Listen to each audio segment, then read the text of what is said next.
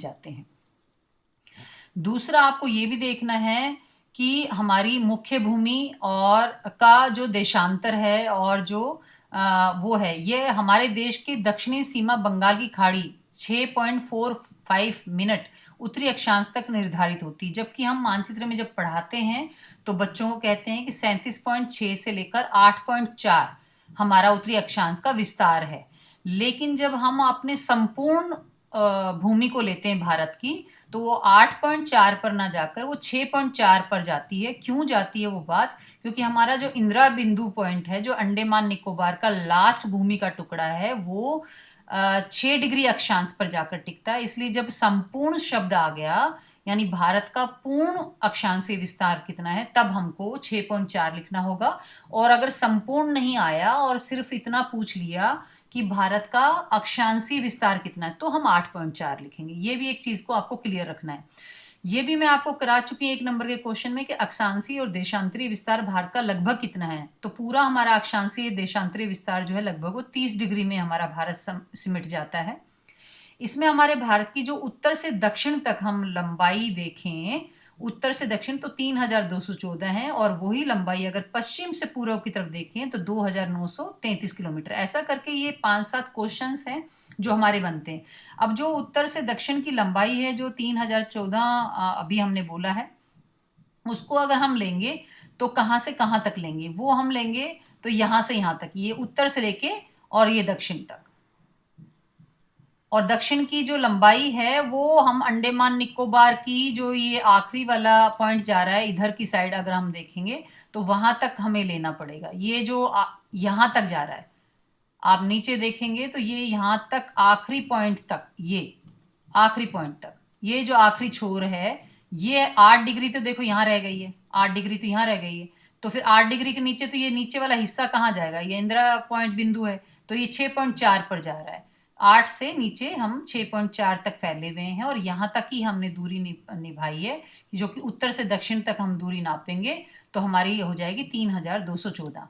इसी दूरी को जब हम पश्चिम से पूर्व की तरफ करेंगे, पूरा नापेंगे, ऐसे नापेंगे, तो हमारी हो जाएगी 2933 किलोमीटर। तो इस तरीके से हमारा भारत का हम लंबाई और चौड़ाई को देख सकते हैं।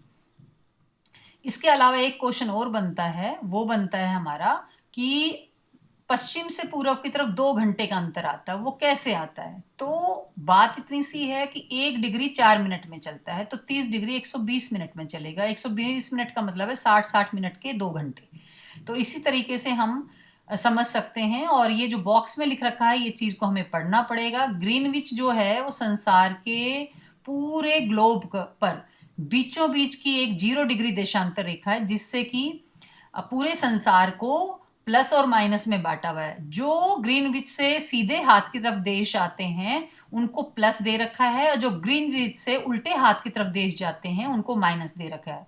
यानी 0 से आगे बढ़ेगा। तो हमारा भारत का अगर हम पाठ पढ़ रहे हैं तो हमें पता होना चाहिए कि ग्रीनविच से हमारा जो समय है वो 5.5 घंटे आगे है। तो ये 1 नंबर का क्वेश्चन बनता है, ये सबको पता होना चाहिए कि ग्रीनविच से 5.5 घंटे हमारा समय आगे है। अब हमारे देश की घड़ी को ठीक करने के लिए हमने सिर्फ और सिर्फ एक 82.5 डिग्री की देशांतर रेखा को अपनाया है, और उसी देशांतर रेखा के द्वारा हम जो है चीजों को बता रहे हैं। तो 82.5 डिग्री देखो, ये 84 है और ये 88 है। तो अगर मैं 82.5 कह रही हूँ तो वो इससे 84 से इधर होगा, यानी 84, ये 76 है। तो इसके 84 के बाद इधर 83 मान ले, इधर 82 मान ले, तो मतलब वो हमारा जो रेखा जाएगी वो ये जाएगी। तो ये 82.5 जो डिग्री हमने बनाया, ये जो 82.5 डिग्री है, ये हमारी यमोत्तर रेखा है, जिससे कि हमारे पूरे देश की सबकी घड़ियों को हमने एडजस्ट किया है। ऐसे ही हर कंट्री अपने अपने कंट्री में अपनी अपनी यमोत्तर रेखा को निश्चित करता है, जो कि भारत ने 82.5 डिग्री पर निश्चित की है, जिसको कि आप लिखेंगे तो वो एक इस तरीके से लिख सकते हो, 82.5 डिग्री। और आप ऐसे भी लिख सकते हो 82.5 को हाफ करके। अब कहोगे मैडम हाफ तो 50 का होता है, तो 50 का ये हमारा क्यों नहीं है, क्योंकि हमारा 1 घंटे वाला मैटर है, ये 30 मिनट है। तो 60 का आधा तो 30 ही होगा, इसलिए हम यहाँ 50 नहीं लिख रहे, इसलिए हम यहाँ पर 30 लिख रहे हैं। तो 82.5 डिग्री की हमारी यामोत्तर रेखा हमारी सभी घड़ियों को निश्चित करती हुई दिखाई देती है। ये एक नंबर का क्वेश्चन है। 5.5 घंटे हम ग्रीनविच से आगे, ये एक नंबर का क्वेश्चन है।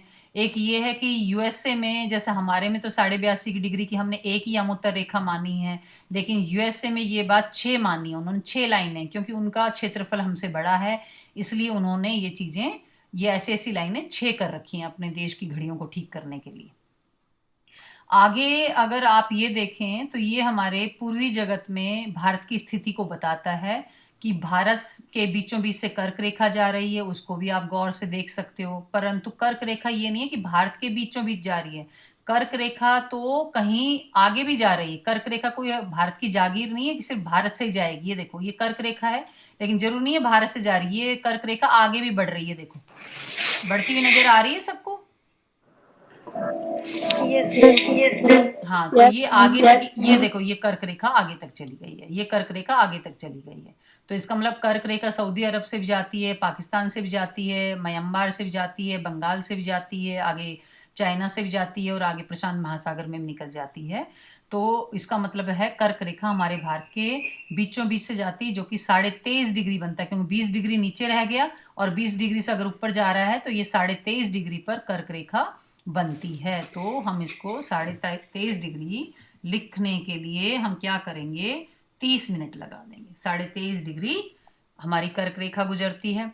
अब इसी में से अगर आप देखें हमारा भारत के चारों तरफ क्या क्या है, तो नीचे हिंद महासागर है, उसके ऊपर तिब्बत है, चीन है, अफगानिस्तान है, पाकिस्तान है, नीचे श्रीलंका है, इधर म्यांमार है, यानी जिसको बर्मा कहते हैं, थाईलैंड भी है, बैंकॉक भी है, फिलीपींस भी है, मलेशिया है, सिंगापुर है, इंडोनेशिया, प्रशांत महासागर है, इधर सोमालिया, इथोपिया, अफ्रीका है, इधर हमारे लेफ्ट को अगर पाकिस्तान से आगे बढ़ें तो अफगानिस्तान है, अफगानिस्तान के ऊपर चले जाएं तो तुर्किस्तान है, तजाकिस्तान है, फिर पाकिस्तान को और आगे, पाकिस्तान से भी आगे चले जाएं तो ईरान है, फिर ईरान से भी आगे चले जाएं तो इराक है, इराक से भी आगे चले जाएं सीरिया है, फिर टर्की है, फिर स्वेज नहर आ जाती है, फिर यूरोप आ जाता है। तो इस तरीके से हम अपने भारत को देख पाते हैं कि हमारे भारत के चारों तरफ हमें कौन कौन से कंट्री देखने को मिलते हैं और कौन कौन से महासागर या सागर हमें देखने को मिलते हैं। ऊपर हमारे सारे अक्षांश और देशांतर भी दिखा रखे हैं, जिसको कि हम गौर से देख सकते हैं। ये देखिए, ये 80 डिग्री देशांतर है जो इस रेखा पर है, वो सारे के सारे क्या हैं, जो इस रेखा पर मिलेंगे आपको, ये सारे देशांतर हैं, और जो यहाँ पर मिलेंगे वो आपके अक्षांश है। तो इस तरीके से हमें मानचित्र को देखना भी आना चाहिए। आगे हमने पढ़ा, और वो आता भी हमारे, कि हमारे भारत का क्षेत्रफल कितना है। तो 32.8 लाख वर्ग किलोमीटर हमारे भारत का क्षेत्रफल है, और संसार का सिर्फ और सिर्फ 2.4% हमारे पास क्षेत्रफल में भारत का आता है। अब इसमें एक क्वेश्चन, जैसे कि हमने वो अक्षांशीय और देशांतरी विस्तार में कहा था, वैसे देशांतरी और विस्तार हमारा है वो 68.7 से लेके 97.25 तक है, और अक्षांशीय विस्तार हमारा 37.6 से 8.4 तक है। लेकिन अगर हम उसको संपूर्ण में कर दें तो 8.4 ना रहकर वो 6.4 तक चला जाता है, आगे चला जाता है। ऐसे ही जब हमारी तटीय सीमा को हम लेते हैं, तो अगर हम संपूर्ण शब्द लेंगे तो 7,517 हो जाएगा, और संपूर्ण नहीं लेंगे तो 7,516 हो जाएगा, यानी 1 किलोमीटर का अंतर आ जाता है। जब हम संपूर्ण लेते हैं तो वो 1 किलोमीटर बढ़ जाता है। ये एक बच्ची अभी भी लगातार पेज पलट रही है। बेटा वेल डन, आप अपनी टीचर